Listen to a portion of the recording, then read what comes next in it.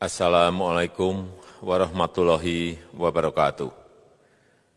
Bapak, Ibu, saudara-saudara sebangsa setanah air, pagi tadi saya telah memimpin rapat terbatas secara virtual tentang Undang-Undang Cipta Kerja bersama jajaran pemerintah dan para gubernur. Dalam undang-undang tersebut terdapat 11 klaster yang secara umum bertujuan untuk melakukan reformasi struktural dan mempercepat transformasi ekonomi. Adapun klaster tersebut adalah urusan penyederhanaan perizinan, urusan persyaratan investasi, urusan ketenagakerjaan, urusan pengadaan lahan, urusan kemudahan berusaha, urusan dukungan riset dan inovasi, urusan administrasi pemerintahan, urusan pengenaan sanksi, urusan kemudahan pemberdayaan dan perlindungan UMKM, urusan investasi dan proyek pemerintah, serta urusan kawasan ekonomi. Dalam rapat terbatas tersebut, saya tegaskan mengapa kita membutuhkan Undang-Undang Cipta Kerja. Pertama, setiap tahun ada sekitar 2,9 juta penduduk usia kerja baru, anak muda yang masuk ke pasar kerja, sehingga kebutuhan atas lapangan kerja baru sangat-sangat mendesak. Apalagi di tengah pandemi, terdapat kurang lebih 6,9 juta pengangguran dan 3,5 juta pekerja terdampak pandemi COVID-19. Dan sebanyak 87% dari total penduduk bekerja memiliki tingkat pendidikan setingkat SMA ke bawah, di mana 39% berpendidikan sekolah dasar. Sehingga perlu mendorong penciptaan lapangan kerja baru, khususnya di sektor padat karya. Jadi, Undang-Undang Cipta Kerja bertujuan untuk menyediakan lapangan kerja sebanyak-banyaknya bagi para pencari kerja serta para pengangguran. Kedua, dengan Undang-Undang Cipta Kerja akan memudahkan masyarakat, khususnya usaha mikro kecil, untuk membuka usaha baru. Regulasi yang tumpang tindih dan prosedur yang rumit dipangkas. Perizinan usaha untuk usaha mikro kecil (UMK) tidak diperlukan lagi, hanya pendaftaran saja. Sangat simpel. Pembentukan PT atau perseroan terbatas juga dipermudah. Tidak ada lagi pembatasan modal minimum. Pembentukan koperasi juga dipermudah. Jumlahnya hanya 9 orang saja. Koperasi sudah bisa dibentuk. Kita harapkan akan semakin banyak koperasi-koperasi di tanah air. UMK, usaha mikro kecil yang bergerak di sektor makanan dan minuman. Sertifikasi halalnya dibiayai pemerintah. Artinya gratis. Izin kapal nelayan penangkap ikan misalnya, hanya ke unit kerja Kementerian KKP saja. Kalau sebelumnya harus mengajukan ke Kementerian KKP, Kementerian Perhubungan, dan instansi-instansi yang lain. Sekarang ini cukup dari unit di Kementerian KKP saja. Ketiga, Undang-Undang Cipta Kerja ini akan mendukung upaya pencegahan dan pemberantasan korupsi.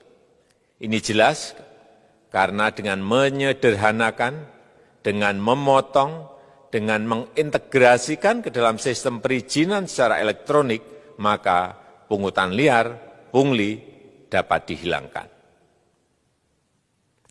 Namun, saya melihat adanya unjuk rasa penolakan Undang-Undang Cipta Kerja yang pada dasarnya dilatar belakangi oleh disinformasi mengenai substansi dari undang-undang ini dan hoax di media sosial.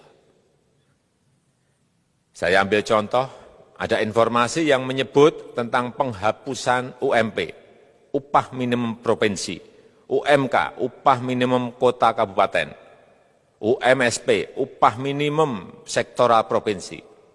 Hal ini tidak benar, karena faktanya upah minimum regional, UMR, tetap ada. Ada juga yang menyebutkan bahwa upah minimum dihitung per jam. Ini juga tidak benar.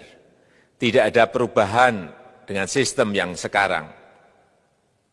Upah bisa dihitung berdasarkan waktu dan berdasarkan hasil. Kemudian adanya kabar yang menyebutkan bahwa semua cuti sakit, cuti kawinan, cuti khitanan, cuti baptis, cuti kematian, cuti melahirkan, dihapuskan. Dan tidak ada kompensasinya. Saya tegaskan juga ini tidak benar. Hak cuti tetap ada dan dijamin.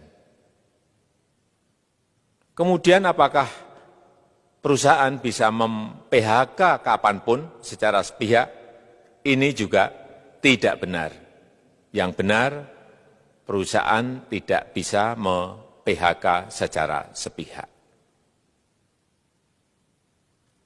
Kemudian juga pertanyaan mengenai benarkah jaminan sosial dan kesejahteraan lainnya hilang. Yang benar, jaminan sosial tetap ada. Yang juga sering diberitakan tidak benar adalah mengenai dihapusnya AMDAL, analisis mengenai dampak lingkungan. Itu juga tidak benar. AMDAL tetap ada. Bagi industri besar harus studi AMDAL yang ketat. Tetapi bagi UMKM lebih ditekankan pada pendampingan dan pengawasan. Ada juga berita mengenai Undang-Undang Cipta Kerja ini mendorong komersialisasi pendidikan. Ini juga tidak benar. Karena yang diatur hanyalah pendidikan formal di kawasan ekonomi khusus, di KEK. Sedangkan perizinan pendidikan tidak diatur di dalam Undang-Undang Cipta Kerja ini. Apalagi perizinan untuk pendidikan di pondok pesantren. Itu tidak diatur sama sekali dalam Undang-Undang Cipta Kerja ini. Dan aturannya yang selama ini ada tetap berlaku. Kemudian diberitakan bahwa keberadaan bank tanah. Bank tanah ini diperlukan untuk menjamin kepentingan umum, kepentingan sosial, kepentingan pembangunan nasional, pemerataan ekonomi, dan konsolidasi lahan serta reforma agraria. Ini sangat penting untuk menjamin akses masyarakat terhadap kepemilikan tanah, kepemilikan lahan. Dan kita selama ini tidak memiliki bank tanah. Saya tegaskan juga bahwa Undang-Undang Cipta Kerja ini tidak melakukan resentralisasi kewenangan dari pemerintah daerah ke pemerintah pusat. Tidak ada.